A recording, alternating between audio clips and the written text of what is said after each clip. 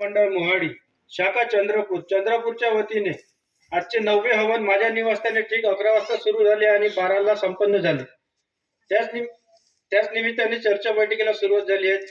तसेच त्या चर्चा बैठकीमध्ये स्वयं भगवान बाबा हनुमानजी उपस्थित आहे, यांना माझा प्रणाम. तसेच महान त्यागी बाबा जुमदेवजी उपस्थित आहे, यांना माझा प्रणाम. तसेच वाराणसी आहे डुबरीकर उपस्थित आहे, यांना माझा प्रणाम.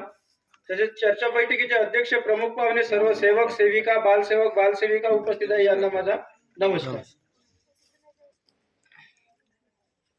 माझे मार्गात येण्याचे कारण म्हणजे माझी पत्नी या मार्गामध्ये होती. म्हणजे मला दारूचं खूप व्यसन होतं. खूप दारू प्यायचो मी. मग माझ्या पत्नीला मारायचं. माझी पत्नी 1-2 वेळ माहेरी निघून गेली. एक वेळ 6 महिने नाही आली आणि एक वर्ष नाही आली. मी तिला आणायला जायसाठी म्हणजे तिला भेटण्यासाठी जायचं, पण माझे सासरी मला येऊ द्यायचे नाही दारू पिऊन. म्हणजे मी दारू पिऊन जायचो माझ्या सासऱ्याच्या घरी. माझ्या सासऱ्याला माझ्या सासूला म्हणजे त्यांना दारू वगैरे जमत नव्हती आणि माझी पत्नी यायला तयार नव्हती. तसा मला सोडचिठ्ठी मागत होती आणि त्या कारणाने पुन्हा माझी दारूचं प्रमाण वाढत गेलं.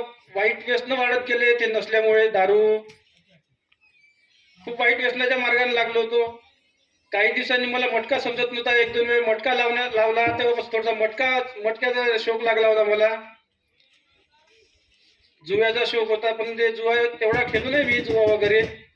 आणि माझी पत्नी मग मला माझ्या वडिलांनी भरपूर ठिकाणी मला दारू सोडण्याकरता नेलं, स्पेशल गाडी करून. जिथून त्यांना माहीत झालं काही इथं दारू सुटते, या महाराजापाशी जावं लागते, तिथं दारू सुटते, तिथं अंगारा देते, हे देते ते देते.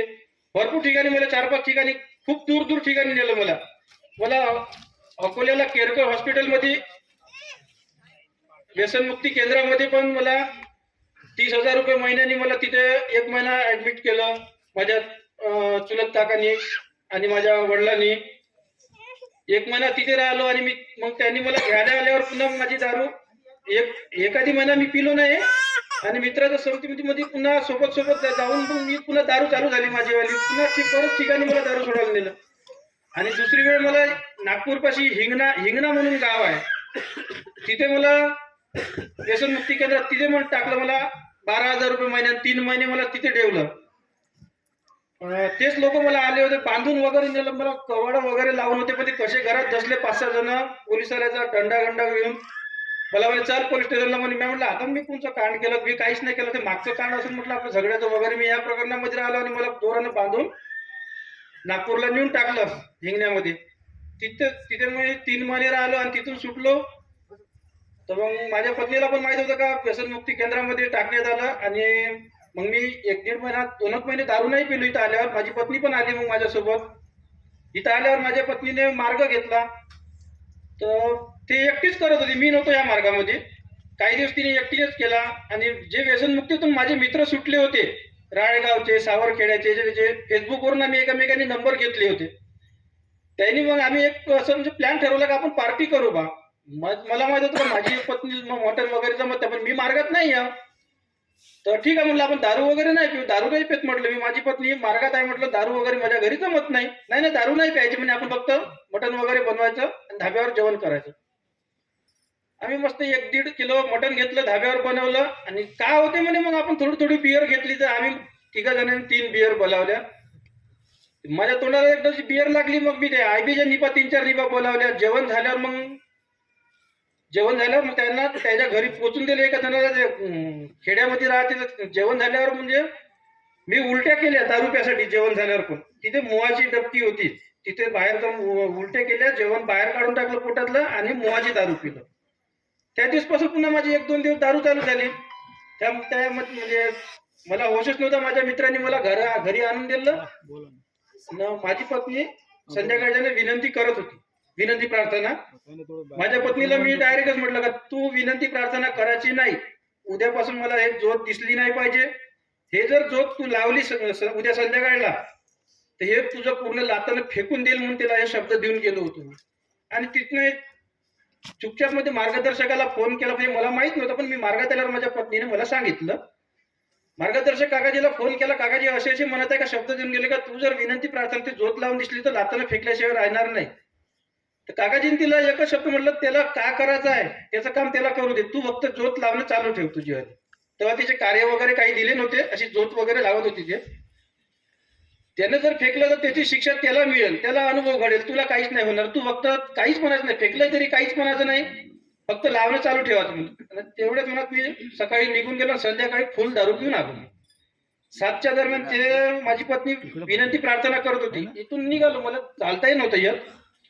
मी तिला एकच म्हटलं, तू बसली का म्हटलं, पुन्हा आता तुझं पूर्ण फेकून देतो म्हटलं ते. म्हटलं तुला कालच सकाळी सांगून गेलो म्हटलं मी घरून. म्हटलं तिने मागे नाही पाहिलं, काहीच नाही, फेकते का काय. मी गेलो, ती फेकासाठी गेलो. तिची जोत चालू होती, अगरबत्ती चालू होती, कापराची वडी चालू होती. तिची विनंती प्रार्थना विनंती शब्द मागत होती काहीतरी, आणि मी जे फेकण्याकरिता गेलो ते लावताना पण ते जे जोत चालू होती त्या जोतकडे मी माझं लक्ष गेलं तर मला म्हणजे हातच नाही लावता आला. असा हात म्हणजे त्यापाशी गेलाच नाही माझा वाला, हात नाही, पाय नाही, काहीच नाही. सारखं ते टकमक त्या जोतकडे बघत बसलो आणि मी हात जोडून सरळ खाली बसलो, मांडी घालून तिच्यासोबत. बसता पण येत नव्हतं, असं असं डोल डाल करत, पण लक्ष माझं पूर्ण त्या जोतकडे, कापराकडे, पूर्ण त्याच्याकडे मी टकमक पाहत बसलो. आणि तिचे जे शब्द मागितले तिनं, आणि संध्याकाळची प्रार्थना पण झाली, पण हात माझे खुडले नाही. जे मी फेकासाठी हात काढले होते ते फेकण्याकरिता, पण हात जोडून खाली बसलो मी. आणि मग काहीच नाही, तिनं मला काहीच नाही म्हणत, तुम्ही दारू पिऊन का बसले बा विनंती माझ्या सोबत. तिनं मला काहीच म्हटलं नाही, असं काहीच नाही. सगळं झालं, मी जेवण केलं, झोपलो. आणि त्याच दिवशी संध्याकाळी 12-1च्या दरम्यान एक असं स्वप्न पडलं. म्हणजे मला स्वप्न पडेच असे, मला वाटलं असंच पडलं असेल. पण ती एक बाई, हिरवं लुगडं वगैरे, बांगड्या हिरव्या वगैरे, ते पाहिलं मी तिला. पाय, हात, पूर्ण सगळं पाहिलं. आणि फक्त तिच्या चेहऱ्याकडे असं पाहायला गेलं तर ते चेहऱ्याला, हाताला, पायाला, सगळ्याला मास्क वगैरे सगळंच होतं, नका वगैरे सगळंच पाहिलं मी तिला, लुगडं वगैरे तिचं हिरवं. आणि तिच्या चेहऱ्याकडे पाहिलं तर एवढं चेहरा काहीच नाही, फक्त हाडाची खोपडी. जशी आपली खोपडी राहते तशी हाडाची खोपडी. तिच्याकडे असं पाहिलं तर एवढ्याच जोराने मी चिल्लावलं, म्हणजे आजूबाजूला असं म्हणजे माहीत झालं. आई बाबा धावत आले. का म्हणत काही नाही, स्वप्न पडलं. माझा मुलगा माझ्यापास झोपून होता, उडी मारून दुसऱ्या रूम मध्ये चालला गेला धावत. तेव्हापासून तो माझ्यासोबत झोपत पण नाही. आणि आईने उठवलं, काहून का स्वप्न पडलं. मग गडवाभर पाणी पिलो आणि पूर्ण शरीर म्हणजे असं घामानं ओलं चिप्प होऊन गेलं होतं.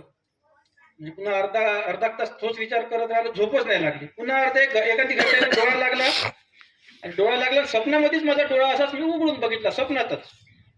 ते बाई पुन्हा माझ्यापाशी, डोक्यापाशी येऊन पुन्हा अशी उभी, काहीच नाही म्हटलं, काहीच नाही, फक्त अशी येऊन माझ्या पुरुषाकडे येऊन उभी राहिली, माझ्याकडे अशी पाहत. डोळे नाही, काहीच नाही तिला, फक्त हाडाची खोपडी. खालून असं वर तर पाहिलं का, तिचं मुंडकं, हाडाची खोपडी पाहिली का, एवढ्या जोरानं चिल्लावं. एकच स्वप्न मला 2 दिवस, ते स्वप्न मला 2 दिवस झोपू नाही दिलं. 2 दिवस मला त्या स्वप्नाने झोपून येते. एकच स्वप्न मला 2 दिवस सारखं ते एकच बाई, हाडाची खोपडी ते दिसत होती. तर मी खूप जोरजोरात चिल्लावं, माझी पत्नी उठायची. माझ्या पत्नीने मला 2-3 वेळा मारलं ते स्वप्न पडलं तर, म्हणजे जोरजोरात चिल्लावं. माझ्या आईने पण मारलं मला. तर धाक एवढा पडला का झोपायचं तर ते बाई झोपू देत नाही, आणि चिल्लावलं आपण स्वप्नामध्ये तर आपली पत्नी आणि आई धावतून 2-3 रेपडा ते मारून जाईल. करायचं कसं, झोप नाही लागत आहे, काही नाही. विचार करत राहिलो, रात्रभर 4 वाजले. दुसऱ्या दिवशी 4 वाजले, झोपूच नव्हते. 4 वाजले, विचार करत बसलो. म्हटलं आपली पत्नी मार्गात आहे, आणि मार्गात असल्यावर दारू जमत नाही. आपण तर स्वतः फेकण्याकरिता गेलो आणि दारू पिऊन तिच्यासोबत विनंतीला बसलो. हे तर फार मोठी चुकी झाली माझ्या हातानं. तर मी रात्रभर विचार केला, म्हणजे एकच घंटा विचार केला. 4 वाजता मी सकाळी 4:30-5 वाजता, 4:30ला काहीतरी एकटाच उठलो. गॅसवर पाणी ठेवलं आणि गरम करून मी एकट्याने आंघोळ केली. माझ्या पत्नीला उठवलं मी 5 वाजता. कुठनं म्हटलं, विनंती नाही करत का? ते काहीच नाही बोल, माझ्याकडे पाहत राहिली. तुम्ही करणार आहे का म्हणे विनंती? झाली म्हटलं आंघोळ, म्हणलं माझी आली, झोप मी लावणार आहे म्हणलं. काहीच नाही म्हटलं तिनं. तुम्ही काहून असे, तुमच्या मनात काय आलं काय नाही. तिला माहित होतं यायला स्वप्न पडत आहे, 2 दिवस झाले झोपत नाही, जोरजोरात चिल्लावत आहे, का दिसत आहे का नाही. मी यायला सांगू, मला हे दिसते, ते बाई झोपू देऊन नाही राहिली. पण असं मला माहित होतं का, कारण की तिची बहीण पूजा आणि आरती, ते माझी साडी, त्याच्याच माध्यमातून मला हा मार्ग मिळाला आहे. त्यांनी दोघी जणी फोनवर गोष्टी करत राहाय का, चुकी जरी झाली तर माफी मागा लागते बा, असं म्हणजे मला फोनवर असं ऐकायलाही आहे. त्याच्या दोघीच्या गोष्टी अनुभव घडवते आणि शब्द ठेवायचे, मग माफी मागायची, मग काहीच होत नाही. म्हणून मी आंघोळ वगैरे केली आणि जोत मीच लावतो म्हटलं, जोत लावली. सकाळची विनंती वगैरे मीच केली आणि शब्द ठेवले. माझ्या पतीला म्हटलं मला मार्गात यायचं आहे आणि मला शब्द ठेवायचा आहे म्हटलं, याच्या पुढे मला दारूला हात लावायचा नाही आणि माझ्या हाताने खूप मोठी चुकी झाली म्हटलं. ते मला नका सांगू म्हणे, तुम्ही का सांगायचं, तुम्ही भगवंतासोबत चुकी झाली तुमच्या हातात, तुम्ही भगवंताला सांगा म्हणे. तर ठीक आहे म्हटलं, मी माझ्या मताने मला काय शब्द ठेवायचे ते मी शब्द ठेवले. भगवंताला सांगितलं माझ्या हाताने खूप मोठी चुकी झाली, मला ते मी ते फेकण्याकरिता गेलो माझ्या पत्नीचं ते ज्योत वगैरे, आणि दारू पिऊन मी विनंतीला प्रार्थनेला बसलो. हे खूप मोठी चूक झाली माझ्या हाताने, अशी चूक कधी होणार नाही आणि मी दारूला हात कधी लावणार नाही. भगवंत मला पण या मार्गामध्ये यायचं असे मी माझ्या पद्धतीने शब्द ठेवले आणि सारखं मी 8-9 दिवस मी ज्योत सकाळ संध्याकाळ माझ्या पत्नीसोबत ज्योत लावत गेलो. विनंती येत नव्हती तर त्या पुस्तकावरचं पाहू पाहू विनंती म्हणत जाऊ मीच. मग ते मला 8 दिवसातच पाठवून गेली पूर्ण. आणि मग मी माझ्या साडीला फोन केला, पूजा म्हटलं 8 दिवस झाले म्हटलं, भाई मस्त खूप मस्त वाटून राहिलं म्हटलं. मी रोजच सकाळी विनंती करतो पहाटे म्हटलं 4:30-5 वाजता, 5:30 वाजेपर्यंत माझी विनंती होते म्हटलं पूर्ण. म्हणजे मित्रमंडळी माझे दारूचे म्हणजे दूरच झाले म्हटलं माझेवाले, म्हणजे इच्छा नाही होऊन राहिली म्हटलं माझ्या मित्रासोबत जायची, काही नाही. हो तुमचं बरोबर आहे म्हणे, तुम्ही मार्गात आले म्हणे, पण तुम्हाला ना म्हणे का मार्गदर्शकाकडून कार्य घ्यायला लागते म्हणे. आता तेवढं काही समजत नव्हतं आम्हाला.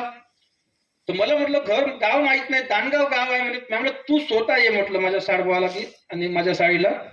त्यांनी दुसऱ्याच दिवशी पालतीला आले आणि फक्त मला एक तास दानगाव गाव आहे ते मार्गदर्शक काकाजीचं घर मला दाखवून दे म्हटलं. काय बोलायचं काय नाही, मी ते काकाजी सोबत बोलून घेईन म्हटलं.